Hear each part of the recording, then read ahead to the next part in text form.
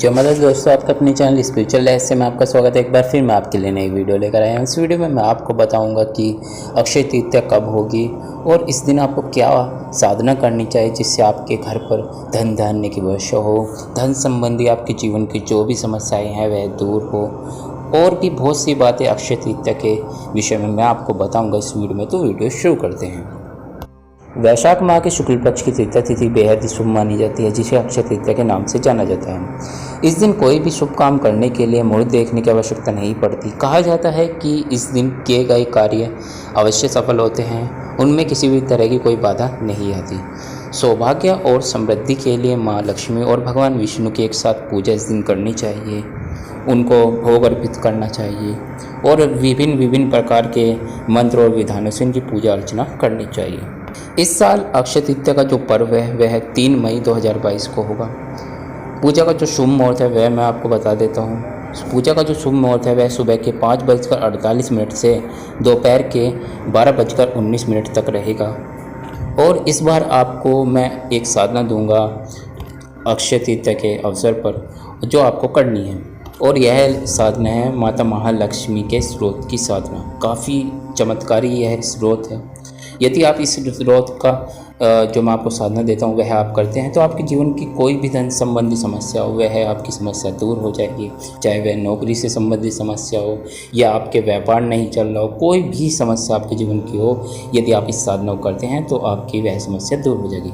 सबसे पहले तो आपको ऐसी जगह का चुनाव कर लेना है जहाँ पर आपको साधना करनी है। ये है एक दिन की साधना है, केवल आज के दिन ही आपको यह साधना करनी है। यदि आप मंदिर में चाहे तो मंदिर में भी इस साधना को कर सकते हैं, घर पर चाहे तो घर पर भी आप इस साधना को कर सकते हैं, लेकिन शांत कमरे का चुनाव करें जहाँ पर आप आराम से घर पर साधना कर सकें। जहाँ पर आपको साधना करनी है वहाँ उस स्थान को पवित्र कर लें, साफ़ सफाई कर अच्छे प्रकार से उस स्थान को पवित्र कर लें, वहाँ पर गंगा जल वगैरह छिड़क लें। उसके बाद आपको वहाँ पर बजोट स्थापित करना है पूर्व दिशा की ओर। उस पर पीला वस्त्र बिछाएं या फिर लाल वस्त्र भी बिछा सकते हैं, सूती होना चाहिए, लेकिन उस पर भगवान विष्णु माता लक्ष्मी की जो आपको प्रतिमा स्थापित करनी है, और ये दोनों एक साथ हो ऐसी प्रतिमा आपको स्थापित करनी है। प्रतिमा खोखली नहीं होनी चाहिए, आपको ध्यान रखना है। लकड़ी की भी नहीं होनी चाहिए। यदि मिट्टी की लाते हैं तो वह खोखली नहीं होनी चाहिए। इन चीज़ों का छोटी छोटी बातों का आपको ध्यान रखना है। उसके बाद आपको इनके सामने घी का दीपक जलाना है।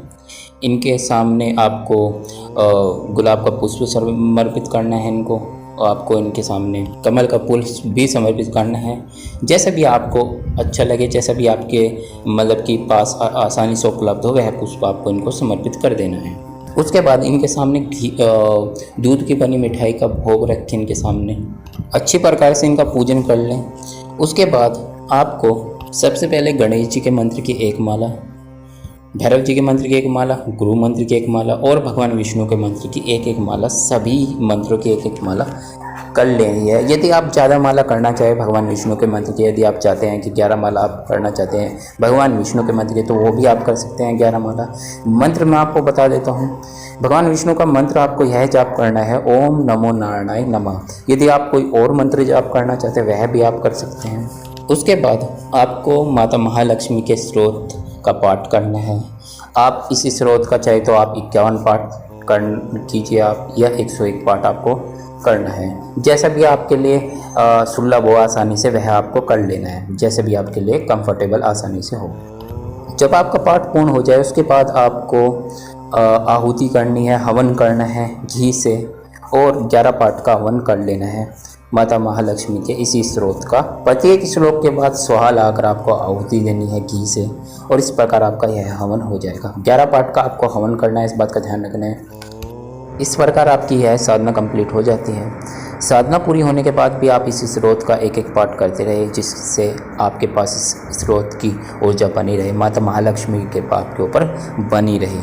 अगर आपका कोई क्वेश्चन है साधना से संबंधित तो आप कमेंट कर सकते हैं। चैनल को सब्सक्राइब कीजिए, वीडियो को लाइक कीजिए। धन्यवाद। जय श्री राम।